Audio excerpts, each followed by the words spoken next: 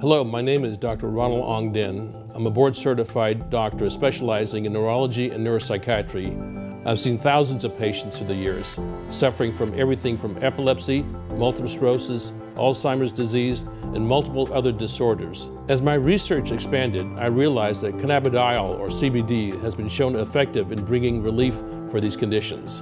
Cannabinoid science holds exciting potential for pain relief and wellness. For this reason, I developed Isoderm. The powerful crystalline CBD in our formulation is 99% pure CBD. One would apply this at the back of the neck, at the hairline, down to a few inches below that. That area is critical in that there's C1 through 4, which goes into the trigeminal nerve complex, which goes right into the brainstem, bypassing the blood flow, bypassing the blood-brain barrier, right to the brain to have a therapeutic effect.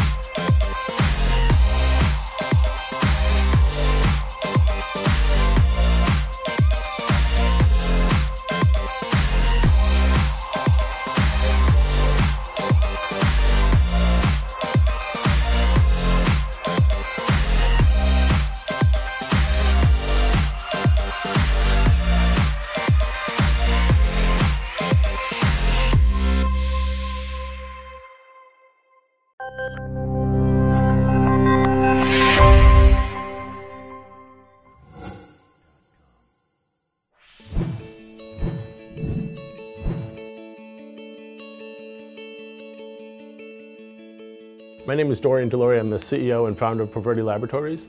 We're an ISO 17025 accredited laboratory with one of the broadest scopes in the industry for testing a variety of contaminants and potency in cannabis. The importance of testing in this industry, particularly this industry, is it's a blind item.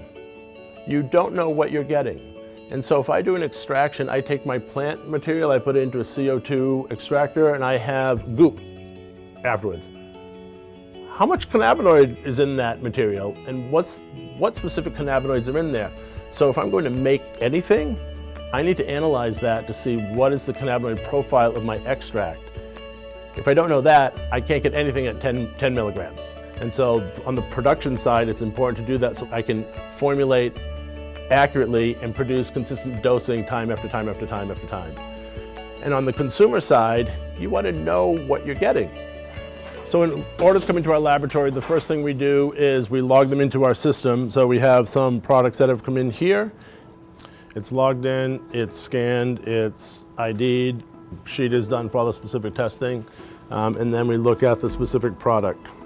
And so in this case, what we'll do is she'll put a couple drops on there and then use the microscope to really zoom in and see that everything that's there is supposed to be there. Sometimes there's little extra goodies. We test a whole variety of things. In the potency, we test both terpenes and cannabinoids. When we test for both THC and cannabidiol, they're similar in that they're both cannabinoids, they both have an acid form, and they both have a neutral form. Where they start to get a little complicated is how it's being processed lately. And so if I'm just taking a plant and I'm extracting, that's one thing. But now people are refining those to the point where you end up with a crystalline form of isolate. And testing for isolate, there are some concerns with that. People think they're getting nearly 100% purity on those. And in some cases, they're pretty high 90s. Some of the things we've learned in testing, the moisture in the air affects the purity level. And so that led us to really dig into the nuances of testing isolate. When you use chromatography, you use the UV light to see the analytes. And if the analyte isn't UV reflective, you won't see it. And so we actually give you 2 readings on isolate so you know what material is in there. And how we check to see is it right, an analyst will take the isolate, do the sample prep, run it through a machine. A second person will take that isolate, run it through the machine. So the user variable is taken out of that equation. And then when we do the same thing on a separate set of equipment at another location, all of those things come out the same. It's the same answer.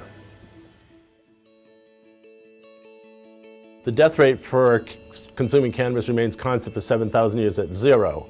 However, many people have gotten pretty sick from consuming contaminated cannabis. And the issue about testing is to make sure those contaminants are not there. And if there is anything, it's below levels that would cause harm to humans. For contaminants, we check for heavy metals, which is an issue in anything that's grown outdoors. Heavy metals are naturally occurring. All that stuff just naturally occurs and you can't tell until you test the soil. And if it's clean, you're good to go. Cannabis is a miraculous plant in many ways, including cleaning the soil and taking heavy metals out of the soil. So we don't want that in our goodies. So we test for heavy metals, we test for pesticides. Pesticides are another issue that is becoming more and more of a concern. Pesticides are rampant in the environment. If you're growing outdoors, you may not be applying pesticides, but somebody 1 to 3 or 5 miles away has sprayed that. It gets picked up in the air and it travels. And why pesticides are so tricky is the chemical structure of pesticides is very similar to the chemical structure of cannabinoids. And when they get in there, they kind of bind together. And unless you're really good and taking a lot of time developing your sample prep methods, you're not going to be able to distinguish those pesticides in there. And some of those pesticides, we've been working for years on getting the right level of detection for those. And so now we generally are testing most pesticides down to 10 parts per billion. And the thing about pesticides and heavy metals, they're accumulators. They just build up over time in your body. It's not like you can do something to remove them. And so what happens is they build up over time and create toxicity, and then bad things start to happen to you. We also check for all the microbiological contaminants, the whole suite of those, and residual solvents if there's anything that's being extracted. So that's a variety of things that we test for, and we test down to very, very low levels. For instance, on heavy metals, we test down to 1 part per trillion. My brain can't comprehend what that is, but we test to that level. And so you can be rest assured with our testing that if there's anything there, we've been able to find that.